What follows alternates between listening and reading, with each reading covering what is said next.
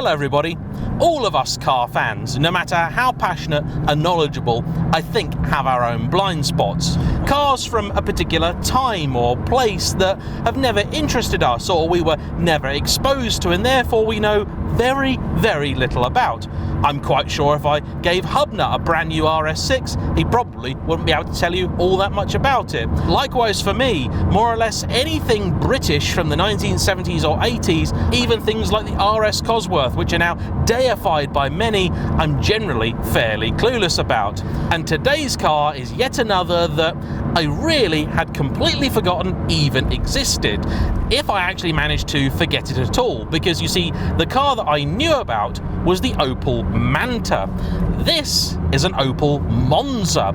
Both, to the uninitiated, are somewhat similar things. They are coupes made by Opel and sold here in Britain under that name for parts of the 70s and 80s. However, they're quite distinct things. The Manta is the smaller, cheaper car, and the Monza was the more upmarket item. I have done some basic research on this car, so I'll tell you what I know, and then anyone watching who is a bit of a Monza aficionado, I invite to come and fill in the gaps in the comment section down below, and hopefully this video will be a useful resource for those who come to want to know about the cars in the future.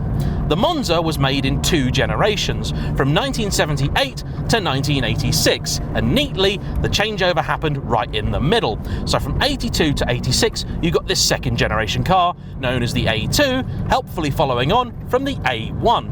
It's part of a closely related group of cars, including the Opel Senator and the Record. In truth, before I did my research, I'd never even heard of a Record, but the Senator I knew about. In many ways, this really is the sort of Maserati Gran Turismo of its day. It is a 2-door coupe, but because it's based on a 4-door upmarket saloon, you have a lot of space in the back. The boot is a pretty good size too, and for its time it was somewhat luxurious, but according to many, not luxurious enough for the money that Opel were asking.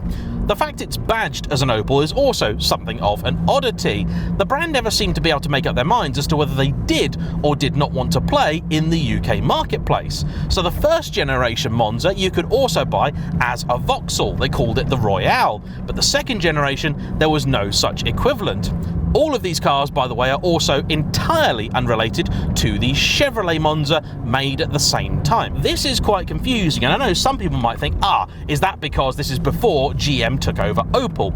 Well, I did some research on that, and believe it or not, GM bought out Vauxhall Motors in, ready for this, 1925, and they acquired Opel 4 years later. I had absolutely no idea Vauxhall had been owned by GM for that long.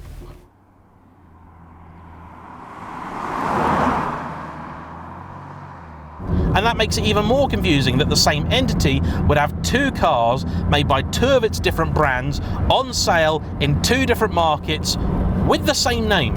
Okay, I'm pretty sure nobody ever bought a Chevy Monza here, and nobody probably bought an Opel Monza in the States. But it's just strange nonetheless. This is also one of those cars I think deserves a bit more recognition because it seems to have somewhat fallen through the cracks. When cars get to a certain age, they tend to find their values going up again thanks in part to nostalgia. And that nostalgia always takes one of 2 forms. It's either I had one of those as a kid, or I always wanted one of those as a kid. So in the former category, you'll get things like, say, Citroen Saxos, 106s, the Capri, the Escort, stuff like that. And in the latter category, you'll have your 911s, your Lamborghinis, your Ferraris. It's the cars in the middle that tend to get lost out, cars like this, because when they were new, they were far too expensive for a young person to have bought new.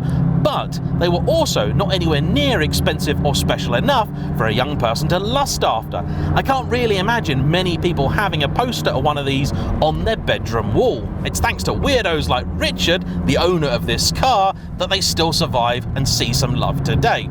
He has been fascinated with the Monza ever since he read a review of one as a young man. And this is an example of the Monza GSE.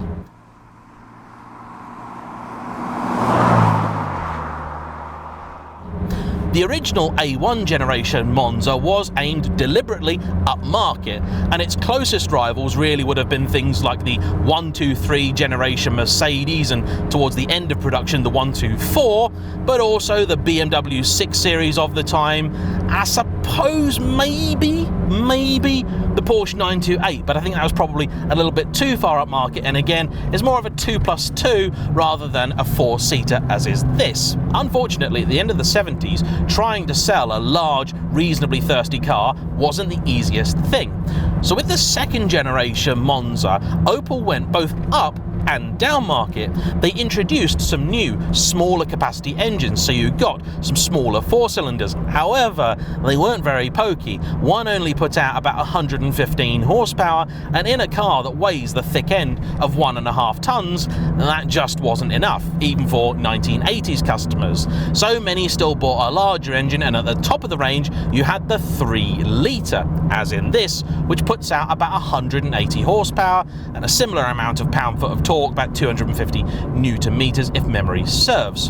In 1983, Opel introduced this, the GSE, and this was the king of the Monzas. So you got a digital dash, much like in the Astra GTE, surely quite cutting edge in 1983. You also got firmer suspension, you got these Recaro seats, and most important of all, you got some graphics on the car that said GSE. As standard, you also had a 5-speed Getrag manual gearbox, but this one has a 4-speed automatic, which is a shame, but there are not very many of these left. Originally, over 40,000 Monzas were made in total. However, the number remaining now is very few. If numbers are to be believed, it's possible that here in the UK, there are as few as 20 GSEs still on the road. And that's a real shame, because as odd looking as it may be, it actually does quite a lot right, and I'm really rather enjoying this a lot more than I thought I was going to. I bumped into this car's owner Richard at the Hubner social gathering, so this is a review that I've more or less stolen from Ian, for which Ian I apologise profusely.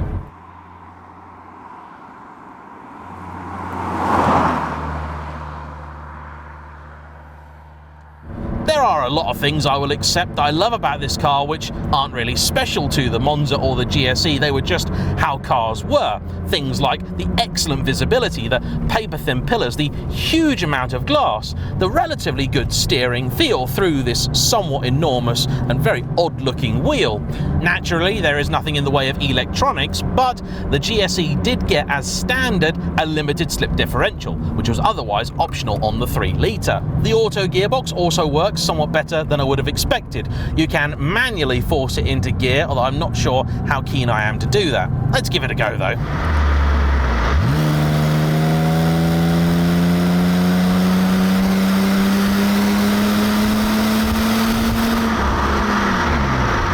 Yeah, trying to change gears manually, forget it. It's not a very pleasant experience. And in all honesty, this is an engine which seems to have very little interest in revving out. It actually makes quite a good match for the auto box. Having 4 speeds was pretty good for the time. You still would have found several cars out there with 3-speed autos, and this does make a big difference. This is really a car more about maintaining speed. However, when you go to pull out of a junction and you want to get to the speed limit, it's actually a little bit brisker than you might expect. It's also very nicely sized. Although by the standards of the day this was considered a fairly large car, now it looks positively minuscule. It's still quite long, being about 4 3/4 meters, but it's really narrow, feels about the same width really as something like a 944. It's not too intimate for the occupants because, as you might imagine, all the doors and that are quite thin. It also has an absolutely ludicrous turning circle. Allow me to demonstrate. This car turns like a London taxi. Look at that. Spectacular. Yeah, that's foot flat, by the way. Made a lot of racket, not masses of forward momentum. Of those 180 horses, I think some may be on holiday. The driving position is also a little bit odd. Of course, you can adjust it, but it feels very Italian. These Recaro seats got a great 1980s kind of look about them, and they match this velour interior very, very well. But they're actually quite figure-hugging. The base of them in particular is really quite narrow. They're designed for people a bit more slender than myself. The oddest is the back, really, where I can feel my rib cage being grabbed by the seats. And that's not something I'm ever going to really be able to sort of make narrower.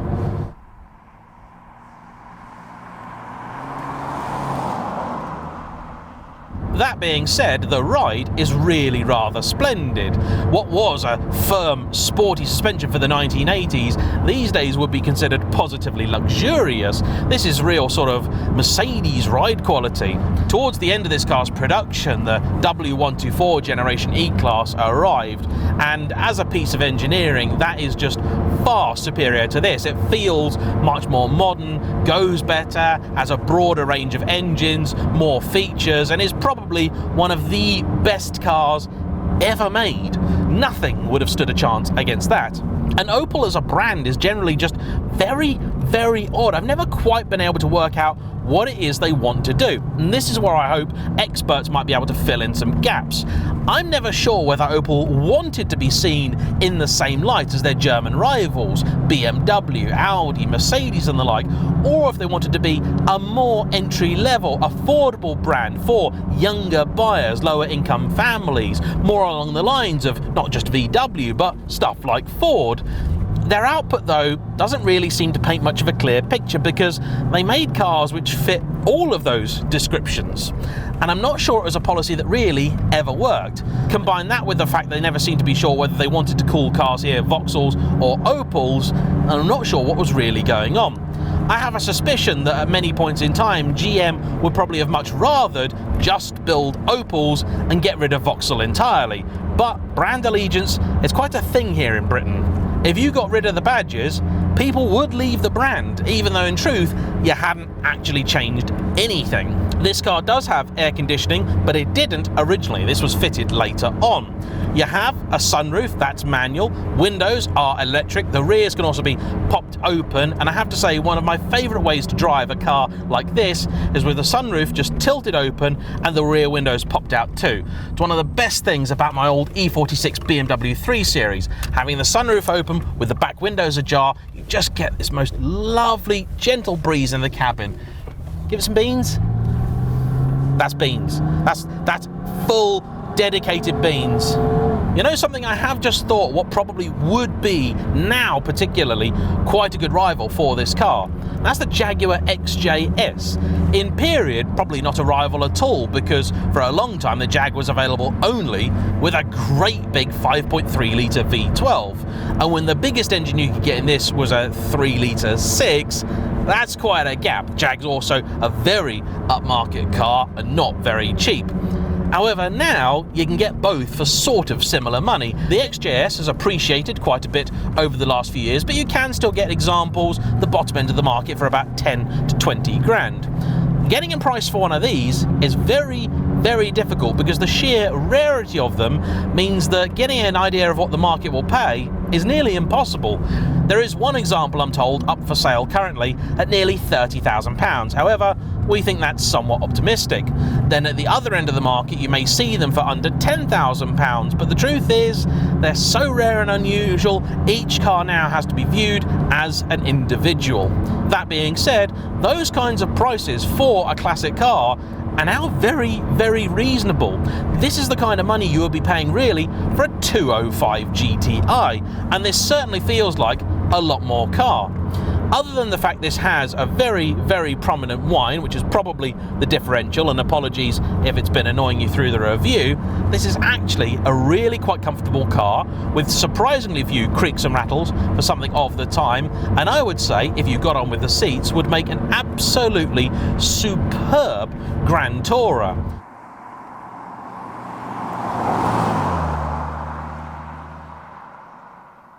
The ownership experience, I'm told, is a mixed bag. The owners community is really supportive and strong. Richard is in Autobahn Stormers, which is a club I normally associate with the old Lotus Carlton. However, if you want parts for these, they are tricky to get a hold of. There is one bloke in Britain that specialises in these, that's it. So if you need pieces, either hope and pray it's something that you could get easily because it was used on a whole host of other models, or hope this chap has got one. Gearbox is definitely a weak point of this car, but with the way this engine is, I think I'd be lying if I said I would be enjoying it that much more with a manual. It would have to be a much fruitier, much more exciting car, I think, to deliver a driving experience worthy of a proper manual, which is quite unlike the XJS that I found actually really suited a manual. That engine wanted to rev quite desperately. This seems to have no interest at all, and that meant that with the 3-speed auto you got in the Jag, it just didn't work at all. This does. Look at it, this is incredible. I'm never going to get bored of this. This is a real party piece. I swear I'm just going to turn this thing in on itself. Amazing.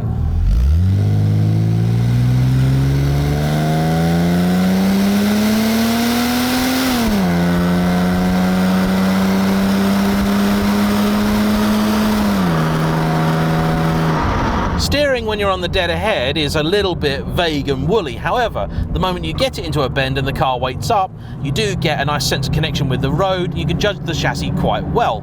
Brakes, similarly, they are functional, if not spectacular. The dash I love, though. It's absolutely spectacularly 80s.